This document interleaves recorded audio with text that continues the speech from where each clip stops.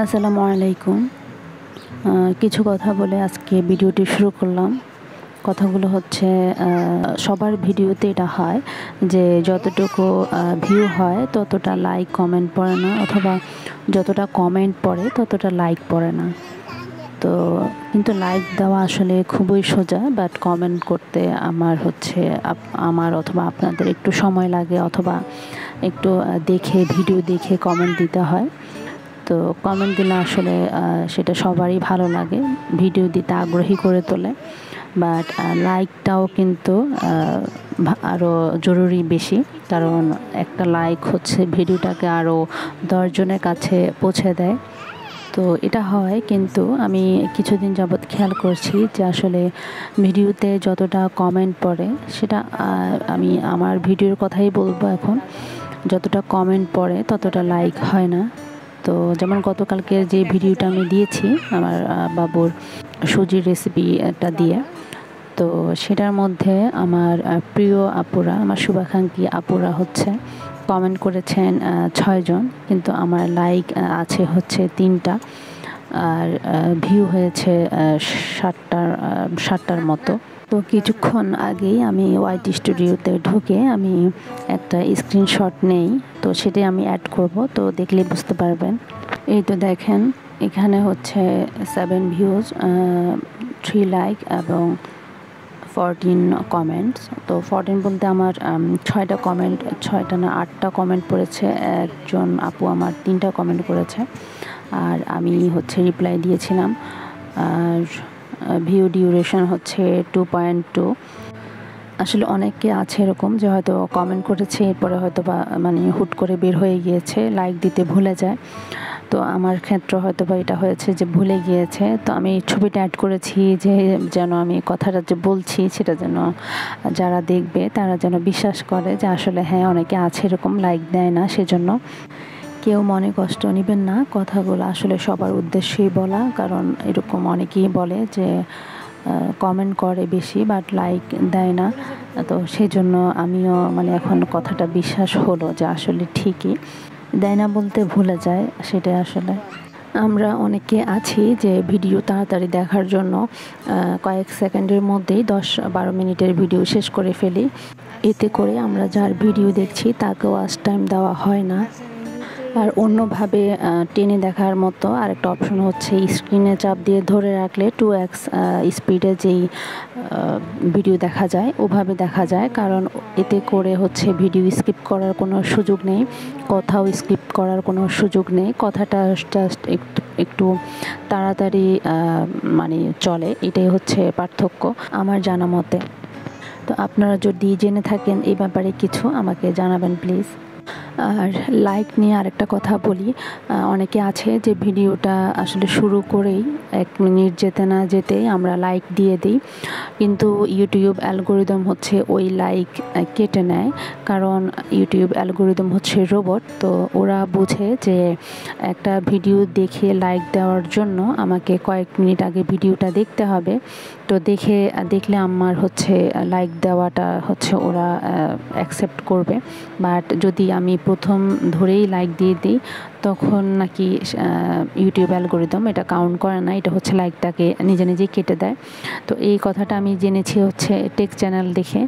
তো জানি না আমার এই কথার সাথে এটা মিল আছে নাকি, কিন্তু যেহেতু টেক চ্যানেল থেকে দেখা অথবা শোনা, তো আমি বিশ্বাস করি যে তারা হয়তোবা বড় চ্যানেল দেখেই শোনা, তো তারা হয়তোবা এটা নিয়ে মিথ্যা বলবে না অথবা বানোয়াটে কথা বলবে না। তো আমিও চেষ্টা করি যে কয়েক মিনিট দেখে তারপরে লাইক দেওয়ার। তো আপনারা ওইটা করবেন, প্রথমে দেখেই লাইক দিয়ে দিবেন না, একটু দেখে তারপরে হচ্ছে লাইকটা দিবেন। বাট আমি মনে হয় একটা মানুষ যে কিনা আমার ফোনে যেই আপুর ভিডিও আসুক না কেন আমি চেষ্টা করি সাথে সাথেই ওয়াচ করা, পুরোটা ওয়াচ করার। আর হচ্ছে আমি জানি যে সবারই ওয়াচ টাইমটা খুব জরুরি, সাবস্ক্রাইবার জরুরি অথবা লাইক জরুরি। তো আমি এখন পর্যন্ত আল্লাহর রহমতে আমি আমার জানা মতে আমি লাইক কমেন্ট ছাড়ি না, আমি চেষ্টা করি যার ভিডিও দেখি তাকে একটু ছোট করে হলেও কমেন্ট করার অথবা লাইক করার। আর আমি আসলে ছোট চ্যানেলগুলো বেশি দেখি, আর বড় চ্যানেলগুলো কয়েকটা ফলো করি যেগুলো আমার খুব পছন্দের। আমার অনেক বছর ধরে আমি সেগুলো দেখি, আর ছোট চ্যানেলগুলো আমি বেশি দেখি, কারণ আমার মতো সবাই তো আসলে আশা করে ইউটিউবে আসছে, তো সেজন্য। সংসার সামলিয়ে নামাজ কালাম পড়ে গোসল, তারপরে খাবার দাবার, বাচ্চাকে খাওয়ানো, বাচ্চার পটি, বাচ্চার যত্ন নেওয়া, সব কিছু মিলিয়ে আসলে দিনে 10 থেকে 15টা ভিডিওর বেশি, অথবা এই সমান বলেন, ওই সমানই ভিডিও দেখা আসলে খুবই কষ্টসাধ্য ব্যাপার, প্লাস কমেন্ট করা। তো আমি বলবো আমি বেশিরভাগ ভিডিও দেখা ট্রাই করি, ওয়াচ টাইমটা দেওয়া ট্রাই করি। আমি দেখা গিয়েছে যে আমি যেগুলো থাম্বনেল টাইটেল দেখে বোঝা যায় যে না, এখানে কোনো মজাদার রেসিপি অথবা কিছু শিক্ষণীয় কথা, অথবা তাদের এমন কোনো দুঃখের কথা অথবা এমন কোনো খুশির মুহূর্ত আছে যে এটা দেখলে হয়তো বা ভালো লাগবে, কিছু শিখতে পারবো, অথবা কিছু আমার তার কষ্টটা আমি একটু ভাগ নিতে পারবো, তখন আমি ওইগুলা টাইটেল থাম্বনেল দেখে আমি ভিডিওটা শুনি, দেখি। আর হয়তোবা অনেকে আছে নতুন ইউটিউবার যাদের ওয়াচ টাইম খুব জরুরি, লাইক জরুরি, তো তাদেরটা দেখা গিয়েছে, তাদেরটাও শুনি।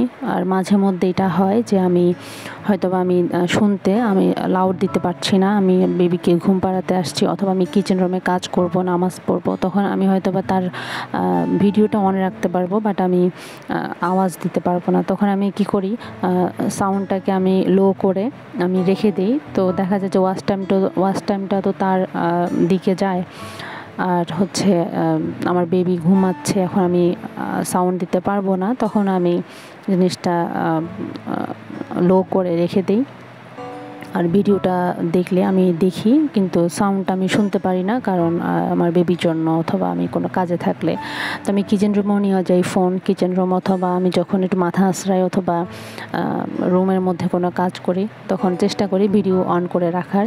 আর যত সম্ভব চেষ্টা করি নিজের সাধ্যমতো লাইক কমেন্ট করার। আমি মনে হয় না আজ পর্যন্ত কারো ভিডিওতে লাইক কমেন্ট করিনি, একদম ছোট হলেও আমি একটা কমেন্ট করে দিই। আর লাইক তো মাস্ট, আমি সেটা মনে করেই দিই। আসলে যদিও ভুলে বের হয়ে যাই কারো ভিডিও থেকে, আমি আবারও ঢুকে চেক করি যে আমি লাইক দিয়েছি নাকি, কারণ আমার মতো সবারই তো এটা আশা করে রাখে যে ভিডিও আপলোড করা মানেই এখানে একটু কেউ লাইক করবে।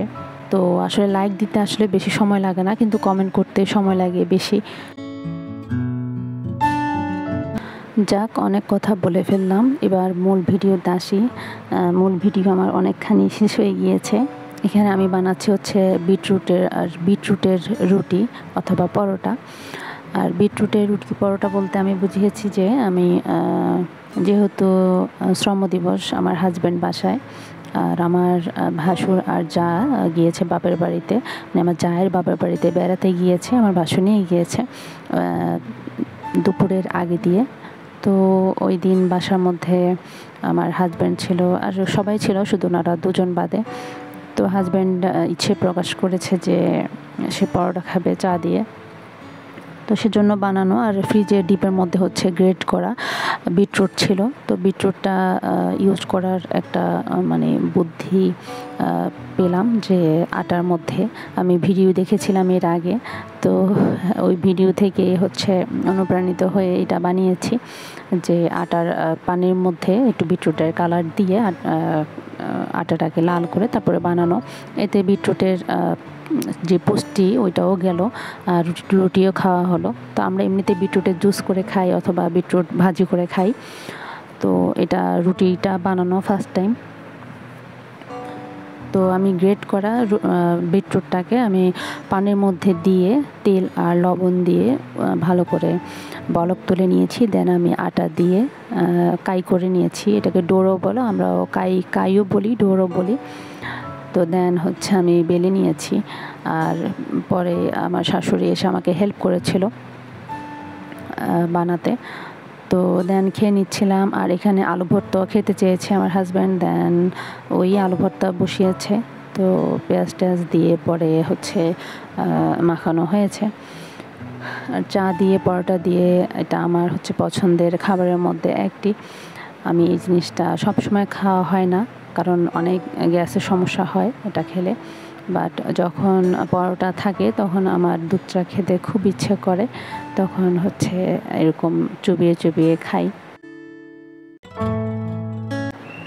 তো শ্রম দিবস উপলক্ষে সে ছুটি পেয়েছে একদিন বলতে কি সবাই।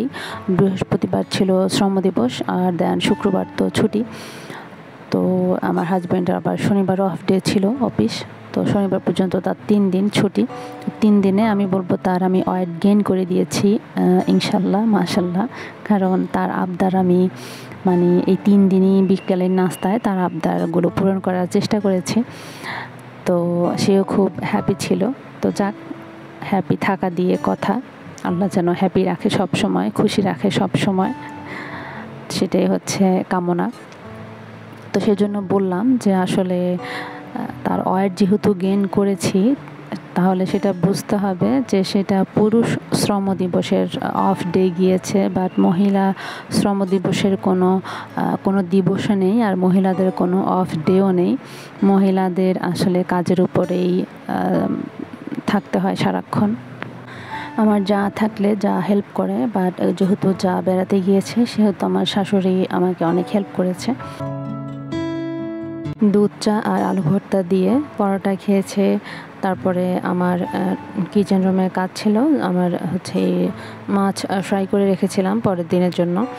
আর হচ্ছে আরও কয়েকটা পরোটা ছিল, তো আমি হালকা সেঁক দিয়ে আমি ফ্রিজে রেখে দিব, কারণ পরের দিন সকালে আবারও খাবে চা দিয়ে। আর এখানে হচ্ছে ওর বাবা ল্যাপটপে ছবি দেখছিল, আর ও তো ডিস্টার্ব করার জন্য প্রস্তুত, তো বারবারই ওকে পাঠিয়ে দিচ্ছিল আমার কাছে। তো আমি এসে দেখি যে মানে ওকে ধরতে দিচ্ছে না, তাই ও আমার কাছে বারবার যাচ্ছিল, বায়না ধরছিল। তো আমি বললাম যে দাও, একটু পাশে বসতে দাও, দেখো কি করে। তো ও লুকোচুরি করে বারবার ওর বাবার দিকে তাকিয়ে ও মাউসটা ধরতে চাচ্ছিল। তো আমাকে দেখে একটু সাহস পেয়েছে, এই যে একবার দুবার করে এখন সে ধরার জন্য ভালোই ধরছে, আবার বাটনও টিপতে চাচ্ছিল খুব। আসলে বাচ্চারা এমনই, ল্যাপটপ, ক্যালকুলেটর, ফোন এগুলো হচ্ছে বাচ্চারা দেখলেই টিপতে চায়। আর হচ্ছে মানে বড়রা যা করে ছোটরা তো তাই করে। তো সে হচ্ছে ওর জ্যাঠা যখন কাজ করে ল্যাপটপে তখনও সেরকম করে, যে ডিস্টার্ব করে অথবা ধরতে চায়। আবারও বলছি, আমার সাবস্ক্রাইবার আপু ভাইয়ারা যারা সময় করে ভিডিওটি দেখবেন, কষ্ট করে মনে করে লাইক দিয়ে দিবেন কমেন্টের পাশাপাশি। আর যারা নতুন আপুরা দেখবেন তারা মনে করে সাবস্ক্রাইবও করবেন, লাইক করবেন, কমেন্ট করবেন, আর দোয়া করবেন। আপনাদের সবার জন্য দোয়া রইল। আসসালামু আলাইকুম।